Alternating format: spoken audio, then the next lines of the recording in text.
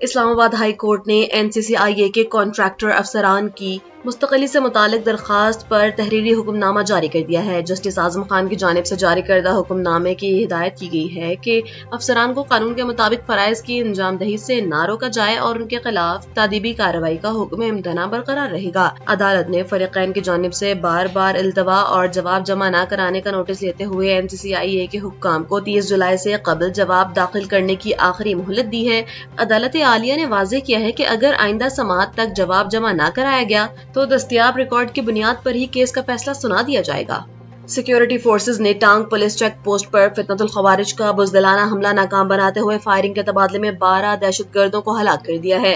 ISPR کے مطابق 23 اور 24 جولائی کے درمیان شب بھارتی اسپانسرڈ دہشت گردوں نے چیک پوسٹ میں داخل ہونے کی کوشش کی، جسے فورسز نے بروقت ناکام بنایا۔ شدید دباؤ میں آ کر حملہ آوروں نے بارود سے بھری گاڑی چیک پوسٹ کی بیرونی دیوار سے ٹکرا دی، جس کے نتیجے میں عمارت کے بنیادی ڈھانچے کو نقصان پہنچا اور 12 فوجی نوجوانوں، 2 پولیس اہلکار اور محکمہ جنگلات کے ایک اہلکار سمیت 15 بہادر سپوت شہید ہو گئے۔ ترجمان کا کہنا ہے کہ علاقے میں کلیئرنس آپریشن جاری ہے اور عزم استحکام کے تحت دہشت گردی کے خاتمے تک کارروائیاں جاری رہیں گی۔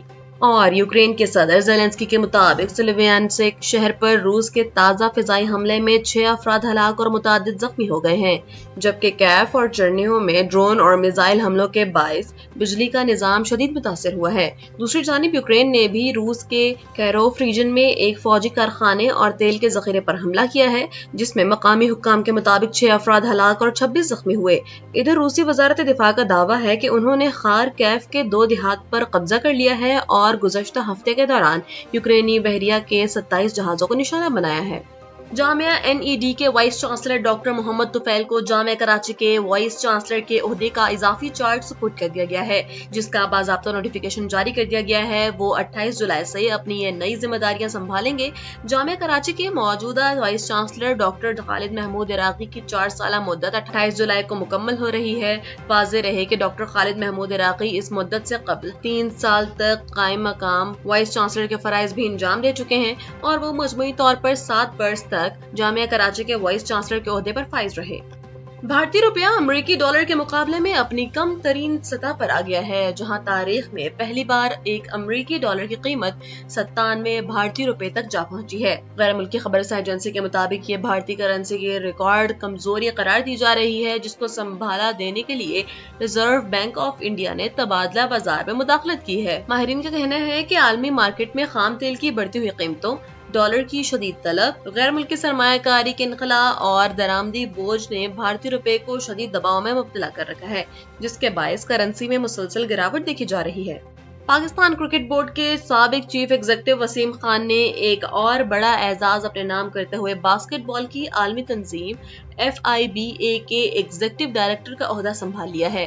وسیم خان نے FIBA کا دفتر جوائن کر لیا ہے، تاہم وہ باضابطہ طور پر جنوری 2027 میں اپنی ذمہ داریاں شروع کر دیں گے، جس کے تحت خطے کی 44 باسکٹ بال فیڈریشنز ان کی نگرانی میں کام کریں گی۔ واضح رہے کہ وسیم خان اس سے قبل انٹرنیشنل کرکٹ کونسل میں بطور جنرل مینیجر کرکٹ خدمات انجام دے رہے تھے اور انہوں نے رواں برس ہی اس عہدے سے سبکدوشی کا اعلان کیا تھا۔ پاک فوج کے chief of general staff lieutenant general Aamir Raza کو 4 اسٹار جنرل کے عہدے پر ترقی دے دی گئی ہے۔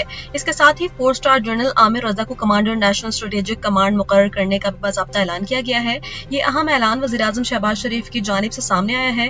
وزیراعظم نے جنرل عامر رضا، ہلال امتیاز، ستارہ بصالت کو ان کی 4 اسٹار جنرل کے طور پر ترقی اور نئی اہم تقرری پر مبارکباد پیش کرتے ہوئے ان کے لیے نیک خواہشات کا اظہار کیا اور امید ظاہر کی ہے کہ وہ اس اہم ذمہ داری کو احسن طریقے سے نبھائیں گے۔ ایران میں امریکی فضائی کارروائیوں کے تازہ سلسلے میں 4 افراد شہید اور متعدد زخمی ہو گئے ہیں۔ ایرانی میڈیا کے مطابق صوبہ خوزستان کے شہر اہواز کے قریب امریکی میزائل حملے سے 4 افراد جاں بحق اور 5 زخمی ہوئے، جبکہ بندر عباس اور خرم آباد میں ڈرون حملوں کے نتیجے میں بھی لوگ زخمی ہوئے۔ دوسری جانب امریکی سینٹرل کمانڈ نے مسلسل 13ویں رات ایران کے ملٹری کمانڈ سینٹرز، ڈرون ذخیرہ گاہوں اور مواصلاتی نیٹ ورکس کو نشانہ بنانے کی تصدیق کی ہے۔ ان حملوں کے رد عمل میں ایرانی فوج نے بھی بحرین اور اردن میں موجود امریکی فوجی اڈوں پر ڈرون حملوں کی نئی لہر شروع کرنے کا دعویٰ کیا ہے۔ امریکہ کی جانب سے مسلسل کارروائیوں کے جواب میں ایران نے اپنی جوابی کارروائیاں تیز کر دی ہیں اور اردن، بحرین اور کویت میں میزائل اور ڈرون حملوں کویت میں میزائل اور ڈرون حملے کیے ہیں، جس سے کویت کی العبدلی سرحدی گزرگاہ بھی متاثر ہوئی ہے۔ دوسری جانب ایرانی صدر کے دفتر کے سربراہ پروٹوکول عباس موسوی نے امریکی وزیر خارجہ مارکو روبیو کے بیان پر شدید رد عمل دیتے ہوئے خبردار کیا ہے کہ آئندہ جواب پہلے سے کہیں زیادہ سخت ہوگا۔ یہ بیانات ایسے وقت میں سامنے آئے ہیں جب صدر ڈونلڈ ٹرمپ اور مارکو روبیو نے ایران پر مزید بڑی فوجی کارروائیوں کے اشارے دیے تھے۔ ایرانی پاسداران انقلاب نے آبنائے ہرمز میں ایک آئل ٹینکر میں آگ لگنے کا دعویٰ کرتے ہوئے کہا ہے کہ ہر حملے کا جواب بھرپور انداز میں دیا جائے گا۔ کراچی کے علاقے ملیر 15 میں رینجرز اور اسپیشل انویسٹیگیشن یونٹ نے بھتہ خوروں کے خلاف ایک مشترکہ کارروائی کی ہے۔ ترجمان رینجرز کے مطابق خفیہ اطلاع پر جب سیکیورٹی فورسز نے چھاپہ مارا تو ملزمان نے فائرنگ کر دی، جس کے نتیجے میں جوابی فائرنگ کے تبادلے میں 3 بھتہ خور ہلاک جبکہ ایک کو زخمی حالت میں گرفتار کر لیا گیا۔ فورسز نے موقع سے اسلحہ، موبائل فون اور موٹر سائیکل بھی برآمد کر لیے ہیں۔ فی الحال ہلاک اور زخمی ہونے والے ملزمان کی شناخت کا عمل جاری ہے، جبکہ سیکیورٹی فورسز نے علاقے میں صورتحال پر قابو پا لیا ہے۔ برطانیہ بھر میں مساجد پر گزشتہ ایک سال کے دوران 70 حملے اور نفرت انگیز واقعات ریکارڈ کیے گئے۔ مسلمانوں کے خلاف نفرت انگیز واقعات کا ریکارڈ رکھنے والی تنظیم برٹش مسلم ٹرسٹ کے مطابق ان واقعات میں پیس ہیون مسجد میں آتش زنی، برسٹل میں مسجد کے باہر سور کا گوشت رکھنے اور توڑ پھوڑ کے واقعات شامل ہیں۔ ٹرسٹ کی چیف ایگزیکٹو عقیلہ احمد نے انکشاف کیا ہے کہ مساجد کو حکومت کے 40 ملین پاؤنڈ کے سیکیورٹی فنڈز کے حصول کے لیے شدید تاخیر اور مہینوں انتظار کا سامنا ہے۔ دوسری جانب ہوم آفس کے ترجمان نے ان خدشات کو تسلیم کرتے ہوئے کہا ہے کہ مسلمانوں پر نفرت انگیز حملے تشویشناک ہیں اور تمام درخواستوں پر جلد کارروائی یقینی بنائی جا رہی ہے۔ Consulate general of Pakistan Manchester نے پاکستانی کمیونٹی کی سہولت کے لیے اپنے سرکاری اوقات کار میں اضافہ کر دیا ہے۔ High commissioner of Pakistan Tipu Usman کی ہدایت پر اب قونصل خانہ صبح 8 بجے ہی اپنے کام کا آغاز کر دے گا، جس سے روزانہ اپائنٹمنٹس کی تعداد میں بھی اضافہ ہوگا۔ قونصل جنرل امتیاز فیروز گوندل کی جانب سے جاری نوٹیفیکیشن کے مطابق تمام درخواست گزاروں کو آن لائن پورٹل سے وقت لینا ہوگا، جو ہر ہفتے کی صبح 10 بجے کھلتا ہے۔ انہوں نے واضح کیا کہ 30 منٹ سے زائد تاخیر پر نئی اپائنٹمنٹ لینا ہوگی اور اس اقدام کا مقصد کمیونٹی کو شفاف اور بہتر خدمات فراہم کرنا ہے۔